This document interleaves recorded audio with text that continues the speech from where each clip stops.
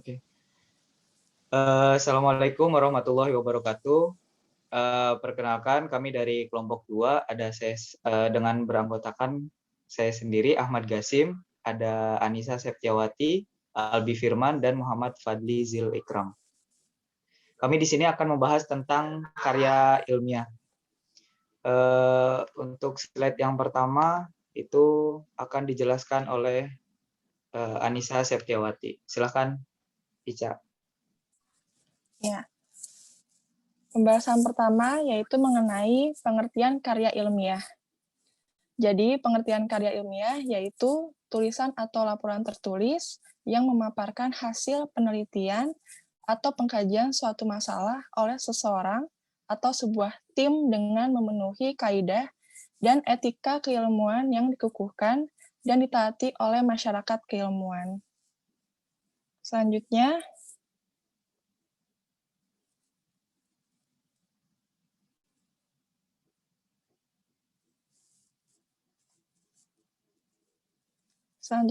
ada ciri-ciri karya ilmiah, ada 6, yaitu yang pertama, logis.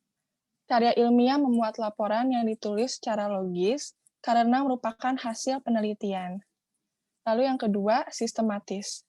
Karya ilmiah disusun secara sistematis mengikuti aturan yang sudah ditetapkan dalam pedoman penulisan. Ketiga, objektif. Karya ilmiah adalah tulisan yang ditulis secara objektif berdasarkan hasil penelitian yang sudah diuji validitas data yang digunakan. Yang keempat, kebenaran yang dapat diuji. Isi yang dituliskan dalam karya ilmiah merupakan hasil penelitian yang dapat diuji kebenaran isinya. Yang kelima, memakai bahasa yang baku sesuai kaidah dalam bahasa. Karya ilmiah disusun dengan memakai bahasa baku yang sesuai dengan pedoman ejaan umum bahasa Indonesia. Dan yang terakhir, yang keenam, bermanfaat. Isi karya ilmiah memiliki beberapa manfaat, seperti manfaat akademis, manfaat praktis, manfaat metodologi, dan manfaat sosial. Selanjutnya akan dibahas oleh Saya sendiri.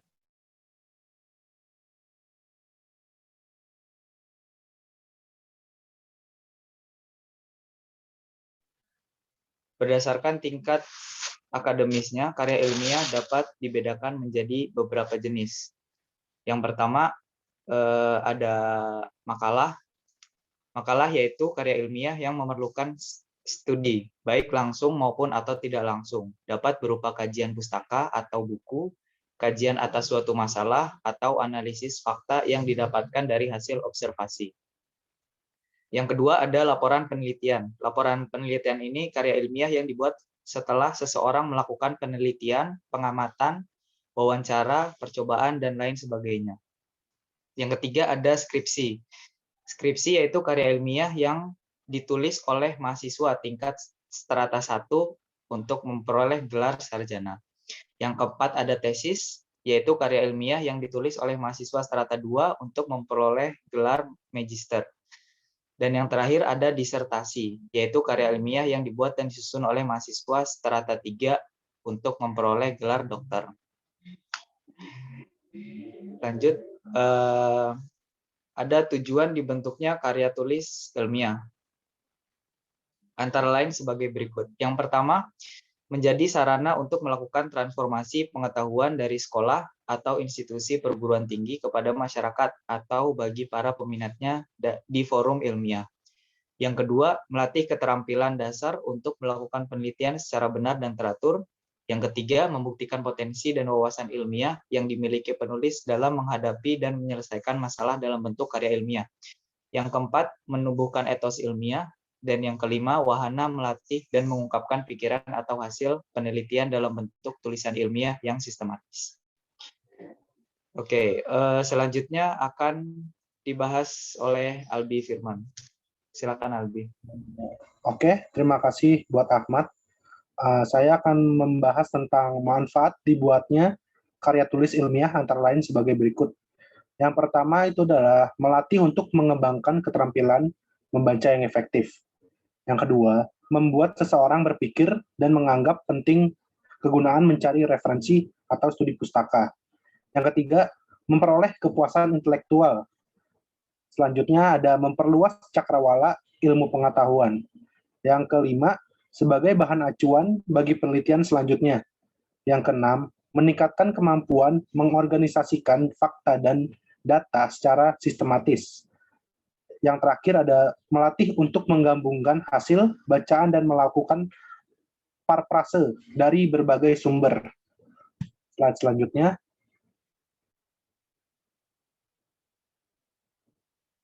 Ada fungsi karya ilmiah. Yang pertama ini adalah penjelasan atau explanation. Karya ilmiah ditulis untuk memberikan penjelasan kepada masyarakat mengenai hasil penelitian yang telah dilakukan seorang atau tim mengenai suatu hal. Selanjutnya ada ramalan atau prediction. Karya ilmiah juga membuat ramalan atau prediksi apa yang akan terjadi di masa depan. Ramalan atau prediksi tersebut dibuat berdasarkan hasil penelitian yang dilakukan sesuai dengan kaidah ilmiah. Yang ketiga ada kontrol. Karya ilmiah ini juga membuat sejumlah saran atau rekomendasi untuk sejumlah pihak. Dengan saran dan rekomendasi tersebut dapat menjadi kontrol sosial bagi masyarakat. Oke, selanjutnya Zil, terima kasih. Oke, selanjutnya ada makalah sebagai bentuk karya tulis. Makalah adalah karya tulis yang membahas suatu masalah berdasarkan hasil kajian pustaka atau hasil pengamatan. Nah, di sini ada beberapa langkah tahap penyusunan makalah. Yang pertama itu ada tahap persiapan. Pertama, yang A itu mengumpulkan bahan penulisan dari jurnal, proceeding, buku, dan laporan penelitian lainnya untuk memilih dan menentukan topik. Kedua, setelah terkumpul bahan untuk penulisan, jadi kita itu harus mempelajari betul-betul bahan-bahannya. Kita benar-benar mengerti apa yang kita kumpulkan dan apakah bahan yang kita kumpulkan itu terkait dengan topik yang akan kita pilih untuk dijadikan makalah. Terus yang terakhir di tahap persiapan ada mulai menulis dengan mengembangkan kerangka penulisan makalah dari sumber pustaka yang sudah kita pilih. Setelah persiapan makalah selesai, berikutnya adalah tahap penulisan. Jadi tahap penulisan ini itu kegiatan pengembangan kerangka makalah menjadi sebuah makalah. Yang ketiga ada tahap pemeriksaan atau revisi. Nah, pemeriksaan atau revisi ini itu yang dilihat itu penggunaan kata, penggunaan kalimat, ejaan, dan tanda baca sampai terasa pas dan tidak ada kesalahan pengetikan. Berikut ini adalah pertimbangan dalam memilih topik makalah. Yang pertama dalam mempertimbangkan topik makalah itu topiknya itu harus bermanfaat karena makalah itu sebuah karya ilmiah, jadi kita nggak bisa sembarangan pilih topik. Terus yang kedua, menarik dan sesuai dengan minat penulis. Jadi harus sesuai dengan passion kita juga, gitu. Jangan kita mau menulis tapi kita nggak mengerti atau nggak sesuai keinginan kita, karena itu hasilnya akan jelek. Terus yang ketiga, topik harus dikuasai oleh si penulis. Nah, ini masih berkait dengan persiapan tadi. Kita nggak bisa bahas menulis sebuah makalah yang dengan tema yang nggak kita mengerti gitu. Yang terakhir, tersedia sumber-sumber informasi dan bacaan. Oke, untuk makalah sebagai bentuk karya tulis, sekian.